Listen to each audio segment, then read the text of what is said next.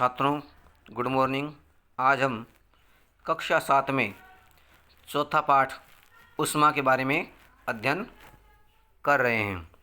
कल हमने जो प्रयोगशाला तापमापी था उससे ताप मापने की जो प्रक्रिया थी उसके बारे में अध्ययन किया था कि हम वस्तु का ताप ज्ञात करने के लिए किस प्रकार उसका उपयोग करते हैं। तो कल हमने पढ़ा कि हम उस थर्मामीटर को क्या करते हैं, ऊर्ध्वाधर सीधा रखते हैं और जिस पदार्थ का ताप नोट करना है उसको बीच में रखते हैं। वो द्रव के बीच में रहे, वह पात्र की दीवारों पर वह उसे सटाकर नहीं रखना है, उसको छूना नहीं चाहिए। इस प्रकार की स्थिति में रखते हैं और उसके जो तापमान थे वो -10 से 110 डिग्री सेल्सियस तक होते हैं।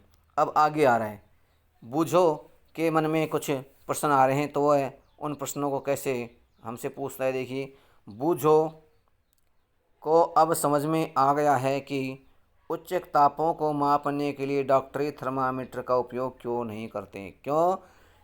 जब हमने डॉक्टरी थर्मामीटर का उपयोग किया था उसमें बताया था कि डॉक्टरी थर्मामीटर से केवल 35 से 42 डिग्री सेल्सियस तक के तापमान को ही नोट किया सकता है, यानी उसको पाठ्यांक को नया तापमान को हम ज्ञात कर सकते हैं। उससे अधिक तापमान या उससे कम तापमान को हम ज्ञात नहीं कर सकते। इस प्रकार की स्थिति का ये क्या बनाया गया है, तापमान मापी बनाया गया है।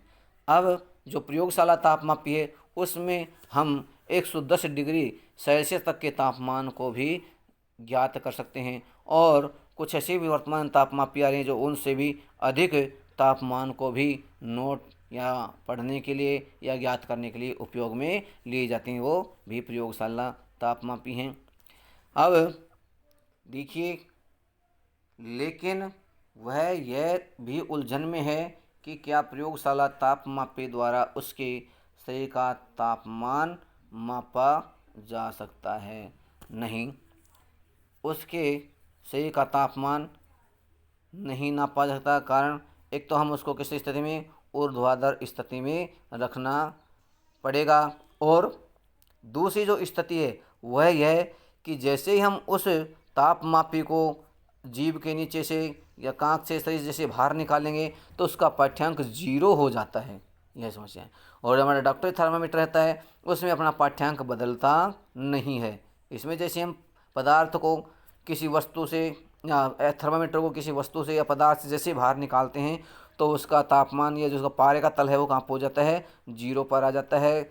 इस प्रकार हम उसके जो हमारे शरीर का तापमान है वो केवल उसको उस स्थिति में हम ज्ञात कर सकते हैं जब हमारे मुंह के अंदर ही होता है, तब तो हो सकता है, अन्यथा नहीं। इसको हम बाहर निकाल करके देखें तब हमें उसके बारे में पता नहीं चल सकता है कि हमारे शरीर का तापमान कितना है, वो वापस 0 पर आ जाता है। इसके पश्चात आगे आ रहा है क्रियाकलाप अपना 4.5। अब देखते हैं कि उसमें किस प्रकार से पाठ्यांक नोट करते हैं।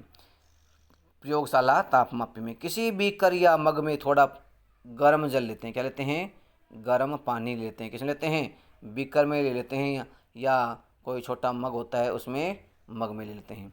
अब बल्ब को जल में डुबोते हैं। कहाँ डुबाते हैं बल्ब को? जो उसका नीचे वाला पार्ट होता है, इस प्रकार का पतला पार्ट होता है, उसे इतना वैसा पार्ट, इसको क्या करते हैं, ये आगे कितना पार्ट मान लीजिए ये है, ये क्या है, ये बल्ब है।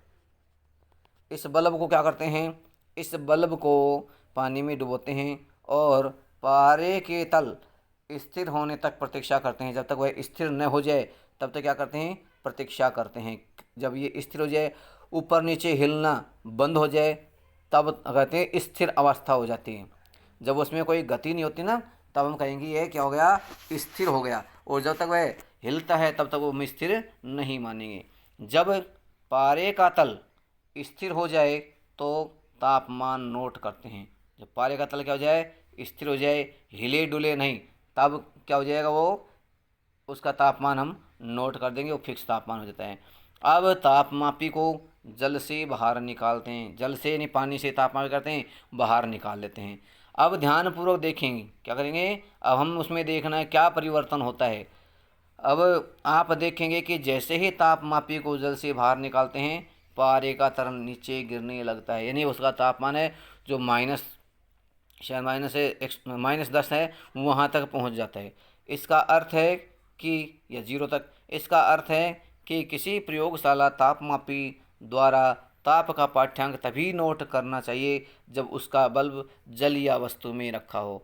तो हम उससे तापमान तो अपने जीभ का तापमान, जैसे कि जीभ के नीचे रखेंगे इसके प्रयोगशाला तापमापी को, तो हमारे मुँह का जो तापमान है, शरीर का तापमान है, उससे नोट हो जाएगा। लेकिन हम उसको शरीर से बाहर निकालेंगे, जीभ से बाहर निकालते हैं, उसका तापमान फिर वापस नीचे 0 तक हो सकता है। वो जितना तापमान था उतना तापमान उसके अंदर नोट नहीं होगा, वो नहीं, वापस 0 पे पहुँच जाता है।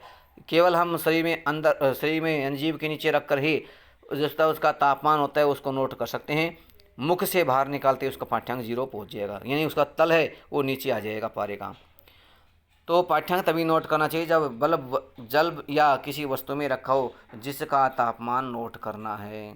उसके बारे में जब तक तापमान नोट करना है तब तक ही हम उसको वस्तु के अंदर रखते हैं। स्मरण करते हैं, याद रखते हैं कि अपने शरीर का ताप मापते समय, हमने जो अपने शरीर है उसका तापमान नापते समय पाठ्यांक नोट करने के लिए थर्मामीटर को बाहर निकालना पड़ता है। क्यों? वो सामने होता है और हमें देखने के लिए उसको दाएं बाएं घुमाना पड़ता है। ये सामने नहीं दिखता है तो हमको सामने कांच वाले भाग से, बल्ब नहीं, बल्ब की दूसरी साइड से पकड़ करके क्या करते हैं, उसको घुमा करके और उसकी सीध जो बीच की नली में जहाँ तक पारे का प्रसार हुआ उसको देखते हैं और पाठ्यांक नोट करते हैं। इसमें इस प्रकार ये शरीर उसको तापमापी को मुख से बाहर निकाल लेंगे तो उसके पश्चात उसमें हम तापमान नहीं देख पाएंगे। क्यों? मुख से बाहर निकालते ही उसका जो तल है वो नीचे आ जाता है। इस प्रकार हम इसके तापमान को नोट नहीं कर पाते हैं। आगे है प्रयोगशाला तापमापी को, ये ना प्रयोगशाला तापमापी को शरीर का ताप मापने में उपयोग तो कर सकते हैं, हम इसका उपयोग कर सकते हैं, लेकिन ये जो हमारे मुख के अंदर रहेगा तभी हम उसका तापमान ज्ञात कर सकते हैं। मुख से बाहर निकालते ही उसका बल्ब तो पारा 0 पे आ जाता है। स्पष्ट है कि प्रयोगशाला तापमापी का उपयोग इस प्रयोजन के लिए सुविधाजनक नहीं है। हम बाद में उससे निकालना चाहे, तापमान ज्ञात करना चाहे, तब उस स्थिति में वह सुविधाजनक नहीं होता है। हम केवल जब ये तापमापी मुख में रहेगा तब ही हम इसका उपयोग ताप नापने के लिए कर सकते हैं और मुख से बाहर निकालते ही उसका तल का 0 हो जाएगा और हमें पता नहीं लगेगा इसमें कितना तापमान आया था। तो ये सुविधाजनक नहीं है। ताप को नोट तो कर सकते हैं, हम तापमापी से ताप माप भी सकते हैं, लेकिन यह सुविधाजनक नहीं है। कैसा नहीं है? सुविधाजनक नहीं है। दूसरा, डॉक्टरी थर्मामीटर ना, डॉक्टरी थर्मामीटर को मुंह से भी बाहर निकाल लेने पर पारे का तल नीचे या ऊपर नहीं होता है, वो स्थिर हो जाता है। जहाँ तक पारे का प्रसार हुआ है वहीं तक होता है। किसी अरे कहे ये तारे का तल है जो ऊपर नीचे क्यों होता है, इसका कारण है इसमें एक विभंग होता है। क्या होता है कि विभंग होता है। इस विभंग के कारण ये दिखाई दे रही है, विभंग है यहाँ। एक इस प्रकार की स्थिति है, इसमें एक वाल्व टाइप में है, ये लगा होने के कारण यहाँ से पारा बहुत धीरे धीरे आगे बढ़ता है और यहाँ से पारा जो ऊपर चला जाता है तो वापस अपने आप नीचे 0 तक नहीं पहुँच पाता है। यहाँ नीचे ना 0 तक नहीं पहुँच पाता है। इसको हम जब झड़काते हैं तो झड़काने पर ही ये पारा हमें दिखाई देता है। जब हम झड़काएंगे तो पारा दिखाई देगा, हाँ जितना नीचे आ गया, यानी इसके जो स्केल हैं जो 35 तक का, इसको से नीचे तक हमें झड़का करके उसको नीचे लाना पड़ता है। ये सारा पारा कहाँ, इस बल्ब में इकट्ठा होता है। ये पार्ट कौन सा क्या कहलाता है? इसका पार्ट ये है बल्ब, ये बल्ब है और ये पारा इस बल्ब में इकट्ठा हो जाता है और प्रसार ऊष्मा पा करके फैलता है और फैल करके इस नलिका में ऊपर की ओर बढ़ता जाता है, जिस पर पाठ्यांक लिखे होते हैं और उन पाठ्यांक को हम पढ़ करके और पता लगाते हैं कि तापमान कितना है। और देखिए, किसी डॉक्टरी थर्मामीटर का फिर से परीक्षण करते हैं। परीक्षण का होता है देखना, परीक्षण का मतलब जाता है, परीक्षण का होता है दोबारा से देखना, देखना, दोबारा से देखना, उसको पढ़ना करना। क्या आप बल्ब के पास कोई विभंग या किक देखते हैं? किंक। तो ये बल्ब के पास क्या है, विभंग या किक ये दिखाई दे रहा है। इस प्रकार की स्थिति विभंग या किक है। इसमें क्या होता है, बल्ब के पास ये जैसे बल्ब है इसके पास थोड़ी दूर पर ये विभंग बना हुआ है। इसमें से पारा फैलता है तो ये गर्म होकर के इसमें से ऊपर तो चला जाता है लेकिन वापस नहीं आ पाता है। उसके लिए हम इसको पारे को नीचे लाने क्या करना है, झटकाना पड़ता है, झटकना पड़ता है। विभंग का क्या लाभ है, ये विभंग हमारे शरीर के तापमान नापने के लिए यदि हम उसको सही से बाहर निकालते हैं, कांख से बाहर निकालते हैं, आप अपने मुंह से जीभ के बाहर निकालते हैं तो उसका स्तर जहाँ पर था वहीं पर रुक जाता है और उस पाठ्यांक को हम पढ़ने में आसानी रहती है और यह पारे के तल को अपने आप नीचे गिरने से रोक देता है। दूसरा कार्य क्या है, यह जो पारे का तल है उसको अपने आप नीचे गिरने से रोक देता है और हमारा जो पारा है वहीं तक स्थिर रहता है जहाँ पर जितना तापमान था उसके बाद न बढ़ता है और न कम होता है। आगे बताया कि आजकल वर्तमान में इन पारे वाले तापमापियों की बजाय कुछ दूसरे प्रकार के तापमापी आ गए जिन्हें हम कहते हैं डिजिटल तापमापी। क्या कहते हैं, डिजिटल तापमापी। इनमें हम देखते हैं कि जो ताप होते हैं उसको अंकों में हमें दिखाता है। कैसे दिखाते हैं, अंकों में दिखा देता है। देखिए इसमें 37.0 लिखा हुआ है। ये 37.0 सेल्सियस पैमाने पर है और इस प्रकार यहाँ इसमें भी आगे देखो भाई एक बल्ब दिया हुआ है। इसको भी कहाँ रखना है, इसको मुंह में या कांख में देना पड़ता है। रखने के पश्चात इसमें 2 मिनट पश्चात इसमें जो तापमान हमारे शरीर का होता है वो यहाँ इस प्रकार प्रिंट हो जाता है डिजिटल रूप में। अंकीय तापमापी बोलते हैं इसको, अंकों के रूप में ये अंक हैं ये लिखे जाते हैं। अब वर्तमान तापमापी में पारे के प्रयोग के विषय में अनेक चिंताएं हैं। पारा एक विषाक्त पदार्थ है और यदि तापमापी टूट जाए तो इसका निपटान अत्यंत कठिन है। तापमापी में कांच होता है और कांच क्या है, जैव अनिम्नीकरणीय पदार्थ है और पारा हानिकारक पदार्थ है, विषाक्त पदार्थ है। तो इनको हमें खाद्य पदार्थों से दूर रखना होता है। तो इस प्रकार इनका निपटान भी क्या होता है, कठिन होता है, आसान नहीं है।